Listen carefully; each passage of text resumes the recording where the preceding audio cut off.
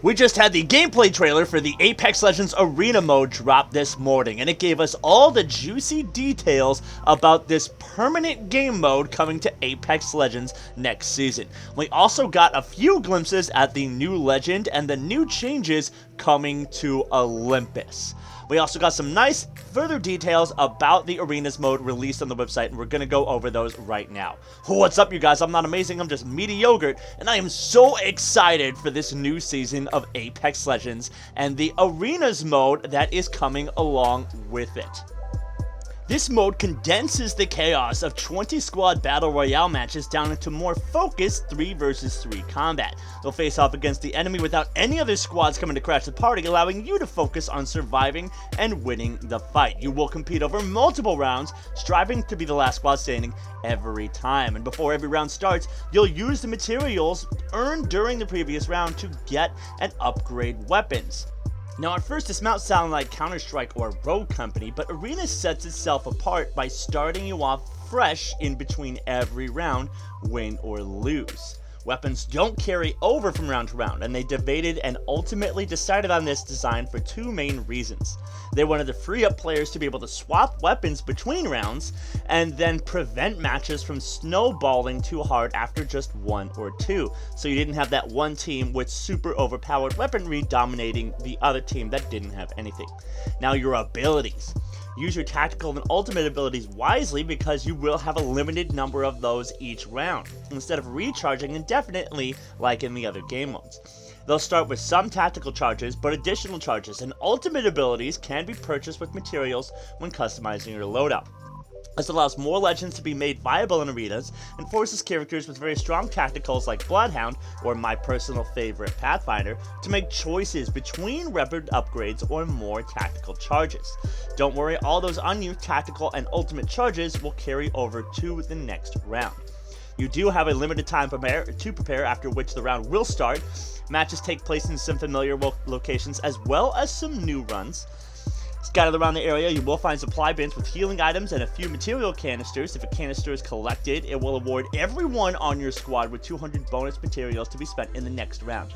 Killing an enemy awards you with 75 bonus materials, and their items drop directly on the floor for quick and easy looting instead of in a death box. As the round goes on, the ring will start to close, and a care package filled with upgraded weapons will drop in. Before the round starts, you'll be able to see where the ring will close, as well as what weapons are gonna be airdropped in. Strategize with your squad, anticipate where the enemy will go, and make your move when the round begins.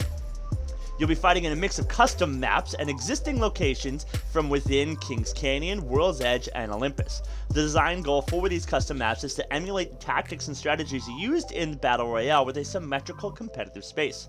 Arenas is first and foremost about proactive combat, and that means creating spaces that give you plenty of room to analyze the other team, make meaningful choices, and utilize your lessons' capabilities to come out on top. For the Legacy update, we'll launch with 2 custom maps, with more coming in the futures.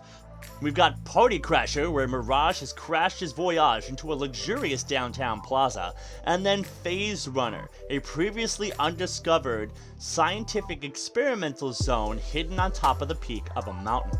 We also have well-known arenas like Artillery from Kings Canyon, Thermal Station from World's Edge, and Golden Gardens from Olympus.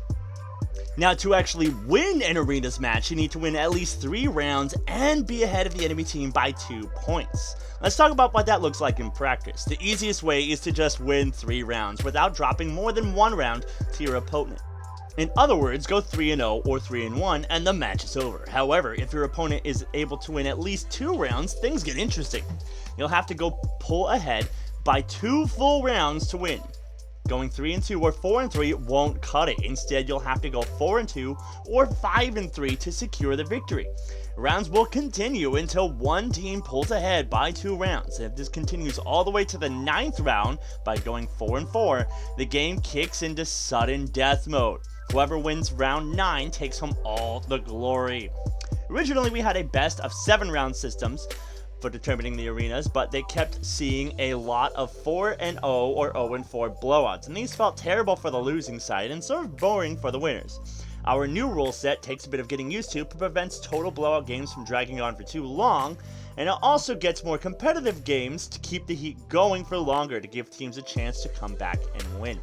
You can keep easy track of your progress by checking the scoreboard in the top center of the screen on the buy menu. The score which turns blue when your team is one way from winning, red when the enemy team is close, and yellow when it's a tiebreaker. But of course, Arenas mode is not the only new thing coming with the Legacy update. We have the new Bocek bow weapon, which I think a lot of people aren't giving enough credit. This is going to be the only weapon in the game that does not make extremely loud firearm sounds. And so if you want to be a stealthy hunting sniper, then this is going to be the weapon for you. And it also comes with 2 hop-ups, Shatter Caps, which give it a shotgun-like ability, and Deadeye's Tempo, basically increase your rate of fire. Then, of course, we also have the brand new legend, Valkyrie. We got a couple little previews of her abilities. We get to see her both flying in the air with her hovering, shooting her rockets at the ground, and then we also get to see her hooking her team up for a redeploy, blasting off into the sky in order to, fly to a new location. It's not exactly clear how useful this will be. Not super sold on that one. But we also get a quick preview of the new map of Olympus, which looks really insane. For once, we finally have a map that's not necessarily being blown up. Here's King Canyons. Now let's blow it up. Here's World's Edge. Now let's blow it up. Here's Olympus. No, we didn't blow it up. We just put some plants on it. We overgrew it. So it'll be interesting to see what this full map of Olympus looks like at the end of it. You can see these giant roots growing all across the landscape, a completely different vessel parked in the dockyards.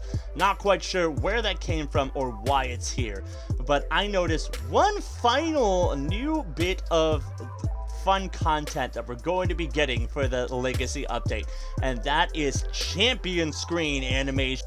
You can see Ray through some sweet tricking with a swing through into a double cork. Watson in the background giving her pirouette and a little bit of a flourish. And then in a different screen, you also catch a glimpse of a few other legends. You see Fuse popping a beer open in the background, Gibraltar kind of making one of his general emotes, and Rampart looking like she's making to go for a bow. With all this awesome new content, I couldn't be more excited for Apex Legends Legacy Update. If you are too, make sure you subscribe to the channel. In the meantime, I'm not amazing, I'm just mediocre, and I'm out.